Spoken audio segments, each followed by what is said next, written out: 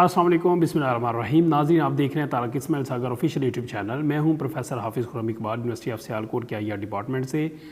मैं PhD scholar हूं। आज आपके सामने जिस अहम मौजू के ऊपर गुफ्तगू करनी है वो अफ़गानिस्तान के हवाले से है। आप ये जानते हैं कि अफ़गानिस्तान और पाकिस्तान के ताल्लुकात कितने हसास नौइयत के हैं।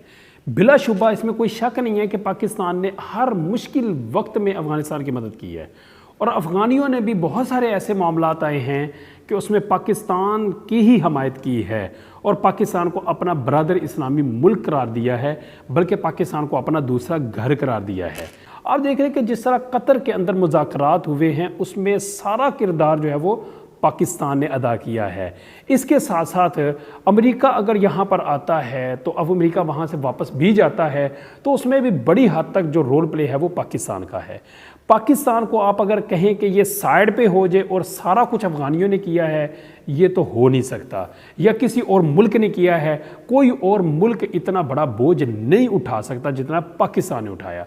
इसके साथ अगर हम देखें तो 40 से 50 लाख अफ़गानियों को पाकिस्तान ने पनाह दी।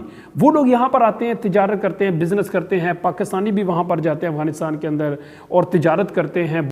लेकिन हालिया चंद दिनों में एक ऐसा इशू हुआ कि जिसने दोनों मुल्कों की जड़ों को हिला के रख दिया।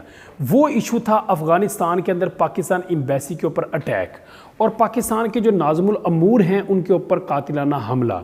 इस हमले में वो तो बच गए, लेकिन जो उनका गार्ड था वो बुरी तरह से ज़ख्मी हुआ। ये कोई छोटा वाक़या नहीं था कि आप किसी भी सफारत खाने के ऊपर अटैक कर लेते हैं। फौरी तौर पे जो पाकिस्तान की तरफ से रद्द-ए-अमल आया वो ये था कि हम अपनी एम्बेसी को अफ़गानिस्तान में बंद करेंगे। तो अफ़गानिस्तान के जो तालिबान के तर्जुमान हैं मुल्ला ज़बीहुल्लाह, उन्होंने ये वाज़े तौर पे ट्वीट भी किया और ऐलान भी किया कि इसमें पाकिस्तान और अफ़गानिस्तान के जो मुश्तरका दुश्मन हैं उनका हाथ है। लिहाजा चंद दिन बाद ही दाइश ने इसकी ज़िम्मेदारी कबूल की कि ये हमने हमला किया है। अब देखें कि ये कितनी बुरी बात है, और सारी दुनिया जानती है कि दाइश के पीछे जो स्पॉन्सर है वो अमेरिका है। दूसरे नंबर पे अगर बात की जाए कि पाकिस्तान और अफ़गानिस्तान में तालिबान के हालात ख़राब करने के हवाले से जो गैर मुल्की ताकतें हैं वो किस तरह सरगर्म है, तो हिना रबानी खर का दौरा अफ़गानिस्तान था। वो अफ़गानिस्तान के अंदर गई, उन्होंने वहाँ पर मुख्तलिफ़ ऑफिशल्स के साथ मुलाकातें भी की और ख़ास तौर पे जो वीमेंस वर्किंग नेटवर्क है उसके ऊपर बात की कि इसको बढ़ाया जाए। पाकिस्तान के जो चैम्बर ऑफ कॉमर्स हैं वो अफ़गानिस्तान के जो वीमेन चैम्बर ऑफ कॉमर्स हैं उनके साथ म्यूचुअली कोऑपरेट करेंगे ताकि वो आगे अपने आप को इम्प्रूव कर सके। लेकिन यहाँ पर जो बात आपके सामने जिक्र करनी है वो ये है कि वज़ीर ख़ारजा ने भी उनसे मुलाकात की, जो मुल्ला मुत्तकी हैं। उसके अलावा जो उनके वज़ीर आज़म हैं उन्होंने भी मुलाकात की है। अफ़गानिस्तान के अंदर मोस्टली सारी कैबिनेट उनके साथ मुलाकात भी की है और कुछ MOU जो है वो साइन भी हुए हैं। लेकिन असल इशू ये है कि फिर प्रोपेगेंडा इंडिया की तरफ से ये किया गया कि देखिए जी, मुल्ला मोहम्मद यकूब जो मुल्ला मोहम्मद उमर के बेटे हैं, जो वज़ीर दिफा भी हैं, उन्होंने हिना रबानी खर से मुलाकात करने पे इनकार कर दिया है। जी, क्यों मुलाकात करने से इनकार किया है? उसकी रीज़न वो ये देते हैं कि जब पिछले चंद महीनों में अलकायदा के रहनुमा ऐमन ज़वाहिरी के ऊपर ड्रोन अटैक हुआ था, अमेरिकन ने किया था, तो पाकिस्तान ने उसमें सहूलत फ्राहम की थी अमेरिकन को। तो ये एक लॉजिक पेश की इंडियन चैनल ने। हालांकि ये सरासर गलत बात है। पाकिस्तान इसकी पहले भी तरदीद कर चुका है कि हमारा इसमें कोई रोल प्ले नहीं है, और इस हवाले से इसको तालिबान भी जानते हैं कि पाकिस्तान का इसमें कोई रोल प्ले नहीं है।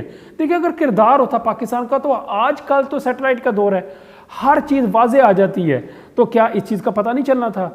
लिहाजा ये भी एक प्रोपेगेंडा किया गया कि देखो जी, मुल्ला उमर का बेटा जो है वो पाकिस्तानियों से नाराज़ हो गया है। इसमें भी कोशिश की गई कि दोनों ममालिक की जो हुकूमतें हैं या दोनों ममालिक के जो स्टेक होल्डर्स हैं या दोनों ममालिक के दरमियान जो मोहब्बत है ये नफरत में बदल जाए। अच्छा, अब तीसरे नंबर पे अभी अभी एक ऐसा नक्शा आया है कि जिस नक्शे को जारी किया गया है और नक्शे के बारे में कहा गया कि ये तालिबान की तरफ से आया है, और उस नक्शे के अंदर क्या है? उस नक्शे में उन्होंने पाकिस्तान के बहुत सारे ख़ास तौर पे KPK के इलाके दिखाए हैं कि जो अफ़गानिस्तान का हिस्सा है। यानी तालिबान अब ये अपने आप को शो करवा रहे हैं उस नक्शे के मुताबिक कि आइंदा हमने ये वाले इलाके पाकिस्तान से वापस लेने हैं। आप देखिए कि किस तरह से ये सरगर्म है हमारे दुश्मन कि उन्होंने नक्शा जारी करवा दिया।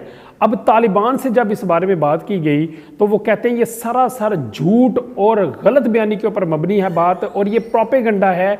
हमारी तरफ से कोई भी ऐसा नक्शा जारी नहीं किया गया कि जिसमें पाकिस्तान के और ख़ास तौर पे जो KPK के इलाके हैं वो हम अपने इलाके शो करवाएं।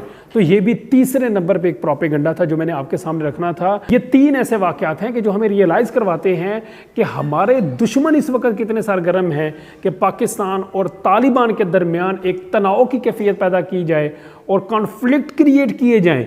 आप देखते नहीं है कि किस तरह से जब इन दोनों ममालिक के दरमियान क्रिकेट मैच हुआ तो मैच के बाद शायकीन को किस तरह से भड़काया गया। ये भी पूरा प्री प्लान था एक काम कि किस तरह से शायकीन को भड़काया जाए और आम जो लोग हैं उनके दरमियान एक नफ़रत की फ़िज़ा कायम की जाए। इसके अलावा और भी बहुत सारे ऐसे अक्सर आप देखते हैं कि बॉर्डर के ऊपर जो फायरिंग होती है और उस फायरिंग के बाद फिर ऐसा प्रोपेगेंडा लॉन्च किया जाता है और ये शो करवाया जाता है कि तालिबान तो चाहते नहीं है पाकिस्तान आर्मी बॉर्डर के ऊपर तैनात हो या वहाँ पर जो वो एक जो बाड़ लगा रहे हैं वो लगाएं। तो ये बहुत सारे ऐसे इश्यूज़ हैं। हमें बहरहाल अपने हिसाब से बड़ी अवेयरनेस रखना होगी और होशियार रहना होगा ताकि दुश्मन अगर ऐसे हथकंडे इस्तेमाल करे तो हम भरपूर उसका जवाब दे सकें। अपना बहुत ज़्यादा ख्याल रखें। अस्सलाम वालेकुम।